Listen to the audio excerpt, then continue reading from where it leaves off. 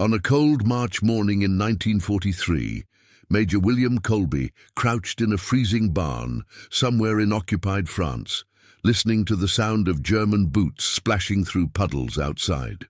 The 23-year-old American officer, who would later become director of the Central Intelligence Agency, was about to be captured by a Wehrmacht patrol that had been hunting him for 3 days. His radio was dead, his French resistance contacts had vanished, and he had exactly 4 rounds left in his sidearm. By any reasonable military assessment, Major Colby's mission was a complete failure, and he was about to become just another prisoner of war in German hands.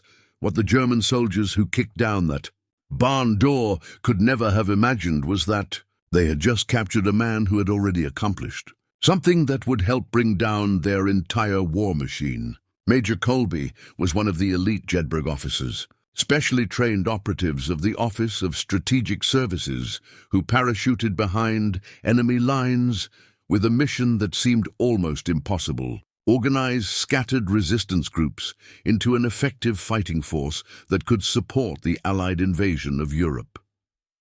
The Jedburgh teams represented a completely new concept in warfare: the marriage of traditional military training with the dark arts of espionage and sabotage. These 3-man teams, usually consisting of an American officer, a British officer, and a French operative, were dropped into occupied territory with minimal supplies and expected to live off the land while coordinating with local resistance groups. Their official motto was "Surprise, kill, vanish," but their real mission was far more complex.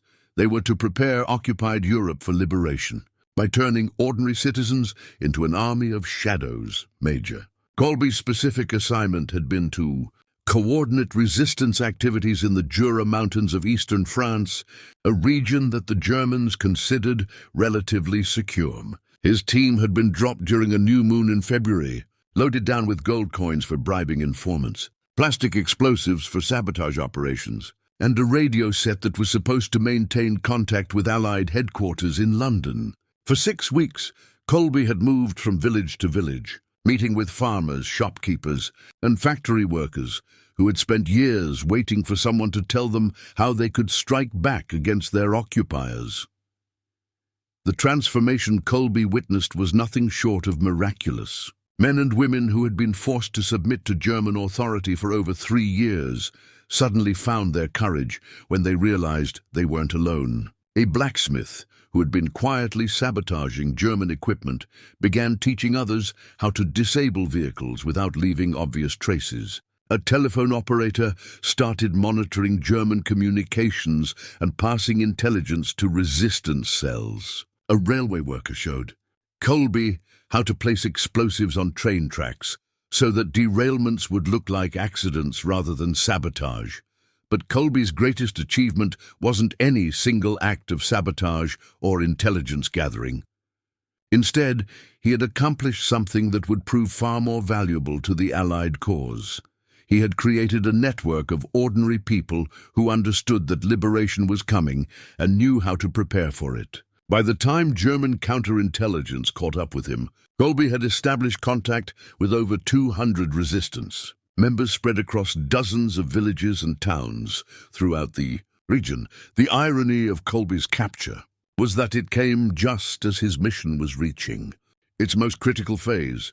Allied intelligence had learned that D-Day was only months away, and Jedburgh teams throughout occupied Europe had received orders to accelerate their preparation of resistance networks for the massive sabotage campaign that would accompany the invasion. Colby was traveling between resistance cells, coordinating plans for simultaneous attacks on German communications and transportation, when a collaborator betrayed his location to German authorities. During his interrogation at German intelligence headquarters in Lyon, Colby maintained his cover story that he was a downed bomber pilot trying to escape to neutral territory. His German interrogators, experienced professionals who had broken many Allied agents, found his story plausible but incomplete. They knew from documents found in his possession that he was more than just another airman, but they couldn't determine the full scope of his activities. What they failed to realize was that even if they had broken Colby completely and extracted every detail of his mission, it would already have been too late to undo what he had accomplished. The network Colby had created took on a life of its own after his capture. Resistance members he had trained began training others, passing along the techniques and procedures he had taught them. The communication systems he had established continued to function, carrying intelligence about German troop movements and fortifications back to Allied headquarters. Most importantly, the psychological transformation he had fostered among the civilian population continued to spread, turning occupied France into an increasingly hostile environment for German forces. When D-Day finally came on June 6, 1944, the results of Colby's work became dramatically apparent. Throughout the Jura Mountains and across eastern France, resistance groups launched coordinated attacks on German infrastructure with a sophistication and timing that caught German commanders completely off guard.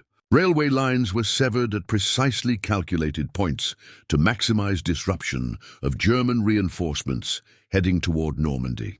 Telephone exchanges were sabotaged to prevent German units from communicating with their headquarters. Road networks were blocked by trees that had been carefully prepared for felling at exactly the right moment. German after-action reports from the period revealed the full impact of operations like Colby's. Wehrmacht commanders found themselves fighting not just Allied armies, advancing from the beaches, but an invisible enemy that seemed to be everywhere and nowhere at once. Supply convoys were ambushed by farmers who vanished back into the countryside. Communication lines were cut by workers who appeared to be going about their normal duties. Intelligence networks that had taken years to establish were rolled up overnight by people who knew exactly which collaborators to target and when. Perhaps most significantly, the resistance networks established by Jedburgh officers like Colby provided Allied forces with detailed intelligence about German defensive positions and troop movements. Information that would have taken conventional reconnaissance weeks to gather was being transmitted to Allied headquarters within hours of German units moving into new positions. The eyes and ears that Colby had, recruited throughout eastern France, became an intelligence apparatus that German counterintelligence could never fully identify or neutralize. Major Colby spent the rest of the war in German prisoner-of-war camps, following the Geneva Convention requirements for captured military officers. He maintained his cover story throughout his captivity, never revealing the true nature of his mission to his captors. It was only after the war, when Allied intelligence began assessing the effectiveness of the Jedburgh program, that the full scope of his achievement became clear. The network he had created in 6 weeks of operations behind enemy lines had continued to function effectively for over a year after his capture, contributing significantly to the liberation of France and the eventual defeat of Nazi Germany.